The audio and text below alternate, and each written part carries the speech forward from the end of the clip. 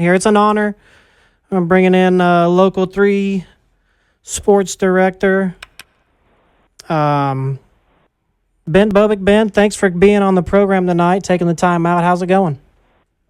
It is an absolute honor every time I get the privilege to come on and join you guys on Tuesdays in the 7 o'clock hour, man. It's been a whirlwind in the last few weeks, been busy for a good reason, but it was a good ride for the Vols, at least, during my travels. But, we have a short memory because tonight we got the Chattanooga Mocs taking center stage on ESPN2. So that's what the glory of sports and being in local sports, right? One ends and you're quickly on to the next one. Yes, it never seemingly ends. You say you just kind of do it by seasons, spring, fall, winter, as it were. So talk a little bit about your Vols coverage. We'll get into the Mocs a little on. Like you said, it ends. My argument and I've actually had the privilege of seeing a basketball game inside of a football stadium, as it were, an enclosed stadium. I saw the Bulls playing in the Georgia Dome back in the day in the 90s. So, my argument for the Vols was, you've got a baseball school playing basketball inside of a football stadium. You can't expect them to win. But what's your take from your time there following the Vols this season and what happened in March? Yeah, man, it was a blast. I loved covering this team. This team was so much fun to be around during their postseason run, from the SEC tournament to Lexington to Indianapolis. Man, it was just a lighthearted group. We had a lot of fun with them. We had a lot of fun with Cleveland High School grad Grant Hurst, who wants to get into coaching. So we did a little fun segment with him through the run where he was able to break down some of their opponents for us and give us his player of the game, and which was a lot of fun to include the local kid in. And being in the locker room, just a great group of guys, man. They love playing ball, and they love playing for each other and for Tennessee and for Coach Barnes and his staff.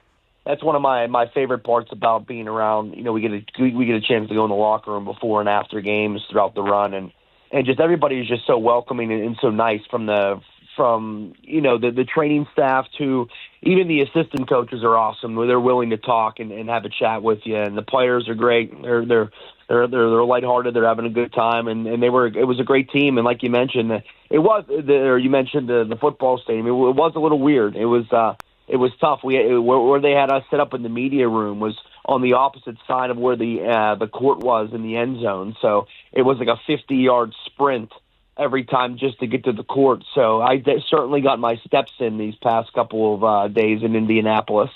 But it was a good run. When it boils down to is, you can't afford to play a bad half of basketball this deep in the tournament, especially against a team like Houston. And unfortunately for the Vols, they did that on Sunday, and it led to their elimination. But it doesn't take away from another great season that they had.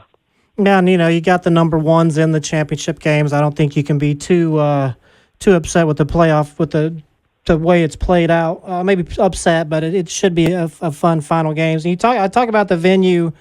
Obviously, you've covered from high school gyms all the way up to this football stadium, which you said is crazy to make. Is there ever a time is there a venue you've been to where maybe you kind of say okay, I got to pause for a second and realize where I'm at? Or conversely, was there a venue maybe you went to that didn't live up to the expectations? You get there kind of this is it?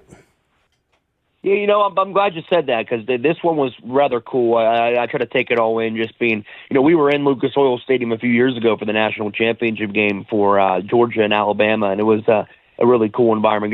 It's a great facility up there in Indianapolis, but it was one of those blowback moments where okay, this is a little bit weird, being in a football stadium watching basketball, and when the crowd comes in, it was awesome to see, and it was loud, and it felt big, and it felt like a big game, which I think is the point.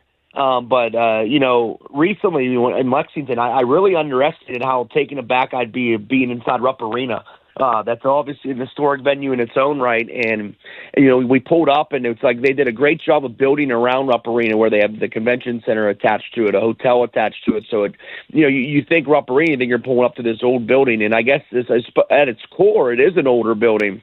But when you get inside and you see the exposed brick and you can see the character that it has, I certainly underestimated how it would make me feel in this terms of like, wow, this is actually a really cool environment. This is awesome to be able to watch some high level basketball in such a historic venue. Obviously, we weren't watching Kentucky basketball in Rupp Arena, but it still didn't take away from the fact we weren't watching. We were watching NCAA tournament basketball inside Rupp Arena. That was a cool one. But near the top of my list, I think, is always going to be Madison Square Garden 2 years ago when the Vols made it up there and they lost FAU in the Sweet 16. That's the Mecca. That's where you want to be. That was one place that just was different, and I certainly took it all in, getting the chance to do some TV up there and be inside that building for the game, because I mean they call it Mecca for a reason, and that was probably near the top of my list when it comes to any sort of venue ever, to be honest. All right, before we talk about the great work your team's doing, I know Samantha Casano does great work, the Mocs, before we get into it too much, I want to pivot to maybe something that's not super familiar around this area, something not a huge fan base, and even myself, I do have a blind spot, as it were. But let's talk about the Frozen Four. There's 3 teams that I really like in the Frozen Four. I wasn't sure if you maybe had any insight on this 4th team's journey in this, as it were, the NCAA. If you don't know around here, people may not even know what the Frozen Four is, but the NCAA Hockey Championships, what's your insight into that? Oh, man.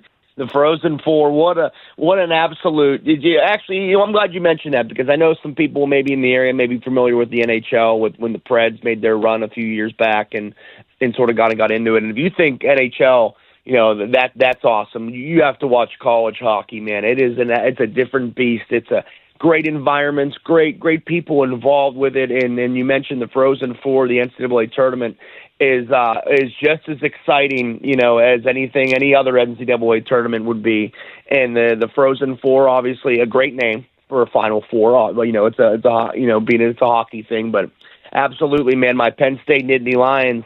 I was in college when the team jumped up to Division I hockey. One of my first ever broadcasting gigs was actually, I was the PA announcer for the Penn State club hockey team, and they just built the new arena there, and they would typically play their games in the side arena, like the practice rink, but the one time they got to play in the big rink, man, you would have thought I showed up in a full suit. I was ready to rock and roll, like I was the PA announcer for Game 1 of the Stanley Cup Final. It was just so awesome to be involved, but it's just so great to see this Penn State program go from, having a personal connection there of being on campus and there when it was created, and it's just taken on a new life of its own. They've been close a few times to the Frozen Four, but this season in particular, man, just what a ride. They started the season 6-9. They were 0-9 to start conference play, and they have made this just tremendous run all the way to the Frozen Four, a game-winning goal in overtime to go to St. Louis on Sunday evening, and it's been a pretty big deal for the Penn State community, especially, I know a lot of people like to throw around everything school, but Penn State, on the heels of another wrestling national championship, has their hockey team going to the Frozen Four for the first time ever, and it's a big deal for them. Yeah, that's exciting. You'll be happy to know that I'm pulling against Penn State in this, so your chances of winning just have gone up tremendously. But the Mocs, obviously, they're in this, like we kind of spoke about earlier, in this historic the Hinkle Fieldhouse out there in Indianapolis. I don't know if you have any experience. And I would mean you having to cross the state of Ohio to get, from your days in Pennsylvania. I know that's probably awful to have to do, but I don't know if you have anything with the Hinkle Fieldhouse or any thoughts on the Mocs and their chances. And shout out to your local 3 sports team that's been doing a heck of a job with the Mocs all season long. Yeah, I'm glad you said that, man. And I'm going to go ahead and give all the glory and praise to Samantha Casano, who's been fronting our Mocs coverage, all season long. She went to Asheville. She was there at the MTSU game. She would have been there for the Dayton game, but it just so happened to coincided with the state basketball championships in Chattanooga Prep coming home with another gold ball. But I have to give a quick story on that because she traveled to Bradley last week, and after we figured out it was in Bradley, I'm like, I look on, it's about 8.5, 9-hour drive, and I said, Samantha, how badly do you want to cover this game? Because I'm like, serious question. And she said, listen, I obviously want to do it because I know it's not the NCAA tournament, but I know it's so important to the community of Chattanooga and UTC athletics that this team's make it this far, and I think we should be there. I said, all right, then let's say no more. That's all I needed to hear, and we worked out a plan to get her there. She drove by herself day of the game, covered the game. Only Chattanooga media outlet there in Bradley, Peoria, Illinois, by the way. That goes for all the TV stations, any radio station, any paper. Local 3 Sports, Samantha Casino, the only one there. And she covered it like a champion, and they obviously get a 16-point comeback, and they win, and now they're in the Final Four. She's in Indy. She's loving it. She did a great piece yesterday asking the team, because obviously you mentioned historic Hinkle Fieldhouse where the legendary movie Hoosiers was filmed. And for whatever reason, these kids these days don't watch movies. I don't know how in the world they don't know what Hoosiers is. But, I mean, it was a great little piece. She did ask them if they knew about it, and I think it's just been a great run for the Mocs and the community, man. Come on. It begs that question, hey, would you rather go to the NCAA tournament? Of course you would. You want to get to the big dance, but really what's your ceiling there? Maybe win a game, maybe win 2 if you're lucky, but realistically maybe win a game. And then, hey, obviously it didn't work out for them. Doesn't mean that the season's a total loss. And here we are, boom, 3 postseason wins, and they have a real shot at this thing. I mean, shoot, you make it this far, you won 3 games, why not win it all? Yeah, I can say that local 3 Sports. I've been a Chattanooga boy my whole life. Seen a lot of sports coverage come and go, and I really do say you guys do the best. We see Samantha out there on Friday nights, lugging around a camera that's probably as big as she is, and getting good shots, and then I'm moving on to the next shot. So I love the work y'all are doing. That's Casano, Casano. You can find her out there. But definitely that you spoke about that Hoosiers. She does all kinds of good stories. But, yeah, definitely check her out there on the social. She does great work. And thanks again, Ben, for coming on. You willing to say who you think is going to win these 2 championships? Say who's going to win the Frozen Four, the NIT, and the NCAA tournaments? I'm putting you on record. Absolutely. A Frozen Four, without a doubt, the Penn State Nittany Lions. Midnight, we are not even close to any sort of midnight on this Cinderella. So give me the Nittany Lions to win the NCAA championship in hockey.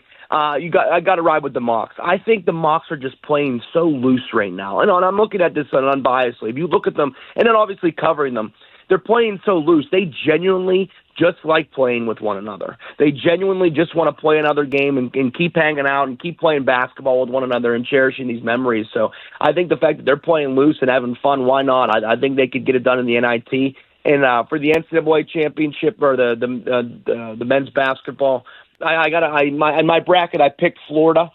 So I saw Florida play up close in the SEC tournament, and they just looked dominant. They've been maybe not as dominant in their NCAA tournament run, but I gotta go with my original pick. So I'm going with the Gators to win it all. Awesome, Ben. Appreciate you. Thanks again for taking the time.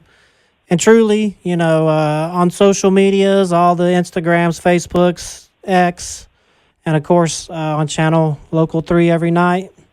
Tune in. They're the best in the business. Thanks again, Ben. Thank you guys for having me on, man. We'll talk again soon.